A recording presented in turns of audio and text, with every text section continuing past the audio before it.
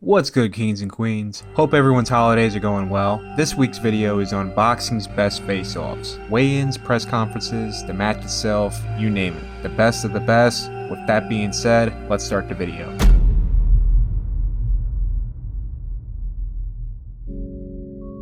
To start this long list off, both Klitschko and Thompson fights. Tony Thompson, one of the more underrated American heavyweights during the mid-2000s and early 2010s, fought tooth and nail to get his shot at the title. Not only once, but twice. And you can see the level of focus, desire, and confidence during these face-offs.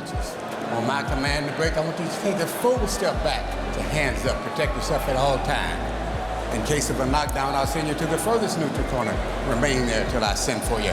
Good luck, man.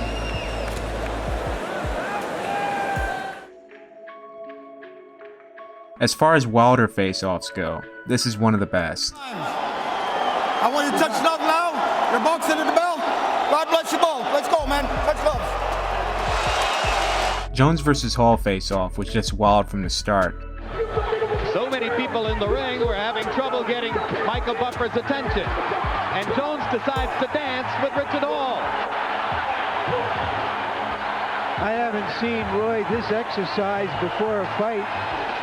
You already know once that face-off was over, we're going to see something wild in the opening round. And we sure did. Half left to go. Straight right hand lands. Now he puts power behind the right hand, and down goes Hall. Second knockdown of Hall's career. About Roy Jones, he has not been a good finisher in a long time. Well, he hadn't had a first-round knockout since 1997 when he knocked out Montel Griffin. More of an unexpected UK rivalry fueled by an amazing build-up. When it came to the final face-off, it was just perfect. Whoever was the director of the Sky Sports broadcast for this event, give that man a raise. The live shot selection was done wonderfully. All times, just them up. Vicious verbals. There hadn't been a true Mexico versus Puerto Rico match in quite a while between two fighters at their absolute peaks. Unfortunately, a classic matchup and a great fight ruined by Antonio Margarito cheating with rigged hand wraps that hardens the fist round by round. What I say you must obey. Good luck, Bruno Suente. Touch him up. This is the reason to love boxing. No moment in sport matches this. With the crazy build-up leading up to this fight, thanks to 24/7, which painted an image that Ortiz's camp was having the training camp of their lives, and Mayweather's camp was plagued with family drama and other outside-the-ring drama, it added more tension during the final face-off. Ortiz absolutely focused, and Mayweather calm, relaxed, and without a care in the world who's in front of him. We went on the rules in the dressing room. I expect a good, clean fight. Obey my commands at all times. Watch out for their heads inside. Give me good sportsmanlike conduct. Remember, guys, I'm fair but I'm firm. Touch them up. Yep. This is just a good face-off. Just two guys looking into each other's souls.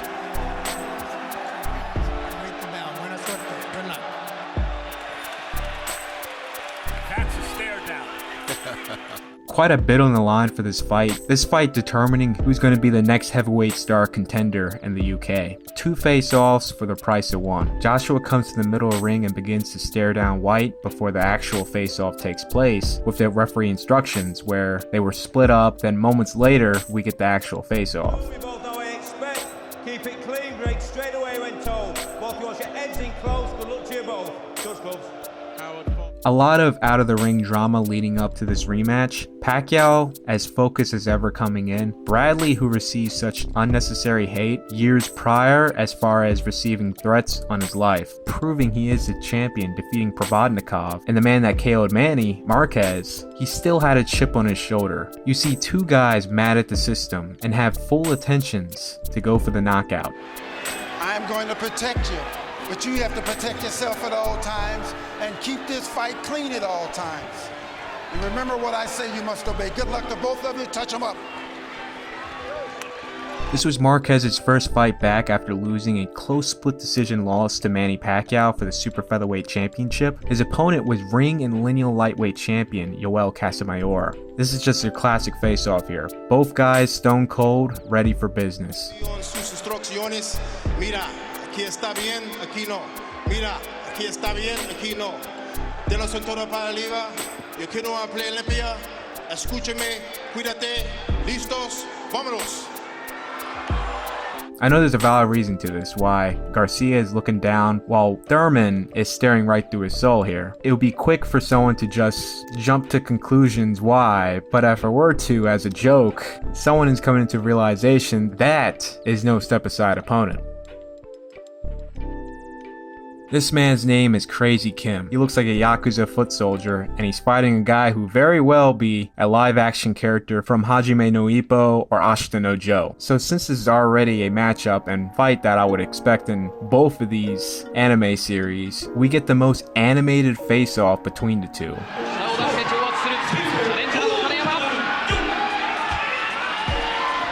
And a bonus, you're probably wondering, was this a good fight and does these guys live up to what I just discussed? I'll give a recap.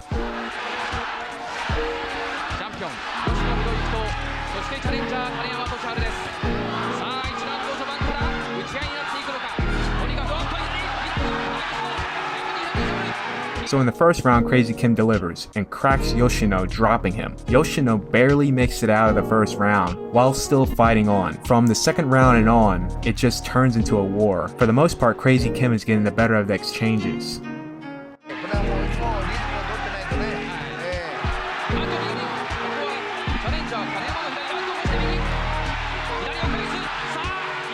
Third round, Crazy Kim cracks Yoshino again, but since he aggressively pushed him down after cracking him, it was counted as a slip, and Kim was warned for the push, giving Yoshino time to recover. In an odd exchange, before the round ended, Kim gets tripped up and Yoshino clocks him before he fell into the canvas, the ref counting that as a knockdown. Back and forth action, Yoshino in the closing of the sixth round, hurting Kim, thus causing Kim to come back, resulting both guys to go toe-to-toe to end the round off.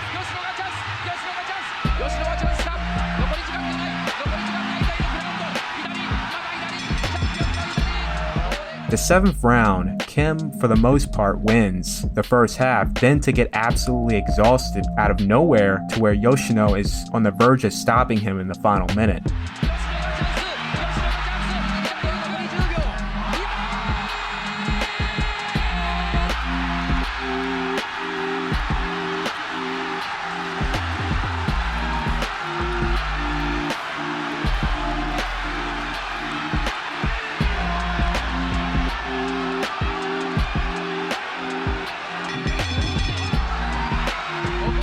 Yoshino tries to capitalize in the 8th round, then to punch himself out to where Crazy Kim rallies, then to win the exchanges. 9th round, both guys are too exhausted to do anything, but in the final 30 seconds, they immediately came out of nowhere throwing bombs at each other.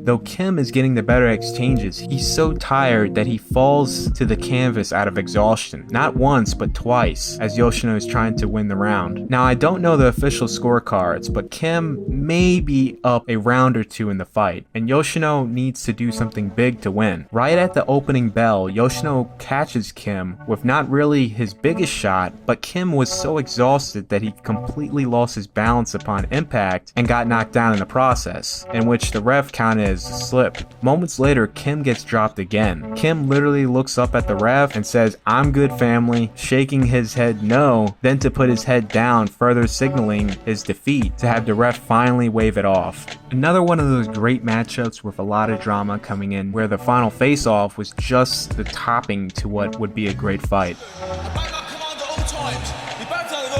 Watch the heads, keep the punches up. When I shout break, you break clean. And remember, defend yourself at all times. Shake hands. Right? Let's go. Galata is the type of guy, if you don't beat him in the face-off, chances are you may beat him, but holy crap, dude got the Manson lamps on and everything. This is one scary stare down.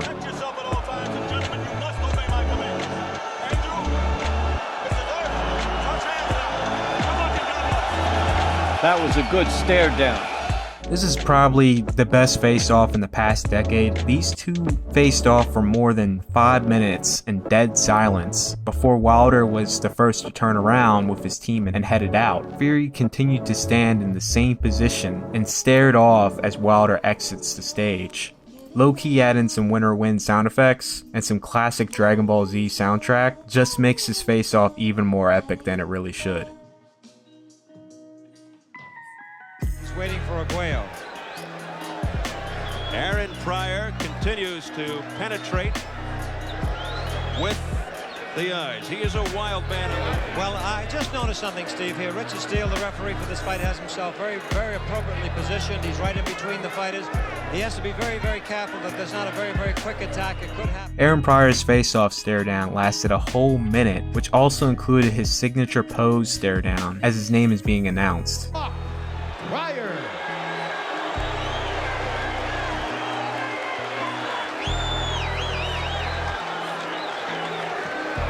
Okay, I have gave both fighters instructions in their dressing room. All I have to say to you, obey my commands at all times. Shake hands and good luck to both of you. According to the tale by observers at the weigh-in for this fight, the Jones-Sosa face-off lasted 6 minutes long, ending with both guys angry. And Roy Jones, who told us yesterday that he needed motivation, needed a way to get fired up for this fight, engaged in a stare-off with Murky Sosa that observers clocked at about 6 minutes. Now imagine the two in this pose for 6 solid minutes. It ended in anger on both sides, and maybe, Larry, that will give Jones the motivation he thought he needs. Enough for me to want to look at him for 6 solid minutes. This fight was for the WBA junior middleweight title. For Fight Night face-offs, this was one long one, clocking in at almost 1 minute. This fight lived up clearly to the epic face-off, easily becoming the Hagler-Hearns of the junior middleweight division.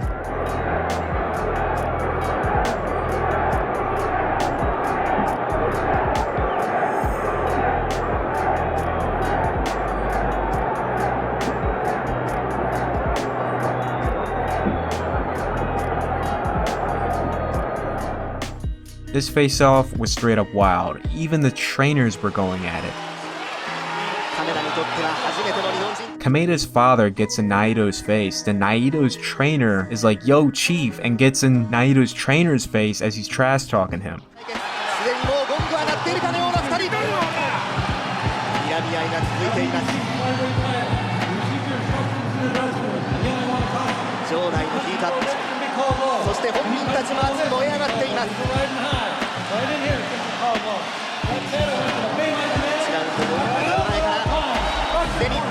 Naito and Kameda both not taking each other's eyes off. As soon as they are directed to opposite corners in the ring, Kameda gives Naito a big grin and throws him a hand gesture before the bell rings.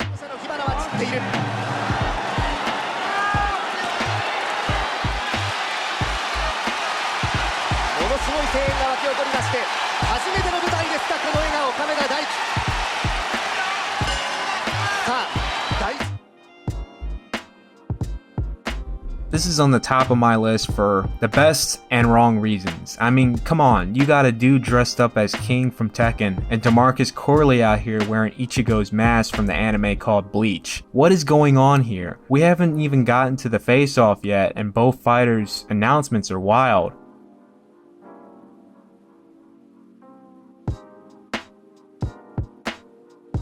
The best part is literally the commission and the ref allowing the two to still wear their mask during the face-off. Those are the real MVPs here for creating one of the most unintentionally epic face-offs.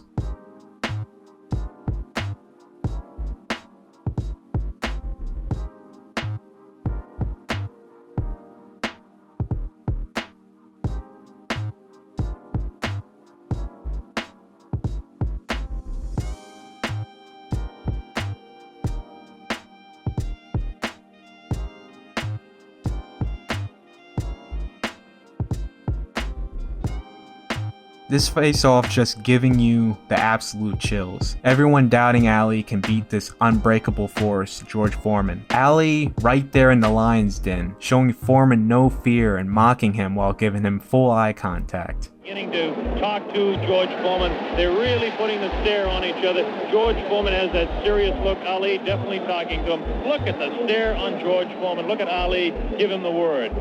So the stage is set. We're just about ready. This face-off really needs no explanation. Just look at them. You already know what's going to happen at the open bell. Okay, I gave both fighters their instructions in the dressing room. I'm just cautioning you now. Obey my command at all times. Shake hands. Good luck to both of you. As Ray said, definitely hands down one of Tyson's most intimidating face-offs. The camera operator being in the right spot to capture Tyson's eyes following McNeely as he bobs his head side to side is just chilling.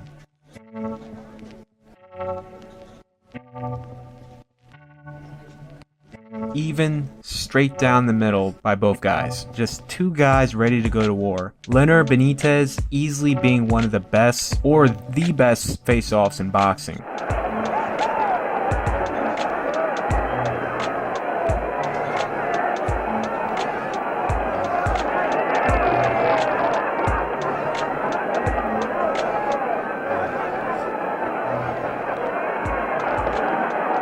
And on top of that, this is boxing's best face-offs. For more installments, be sure to like, share, and if you're new, subscribe. Subscribe to the Patreon for Patreon-backed projects, this project being on the tale of Vasil Lomachenko versus Teofimo Lopez. I'm Alpha Sancho, and I'm out.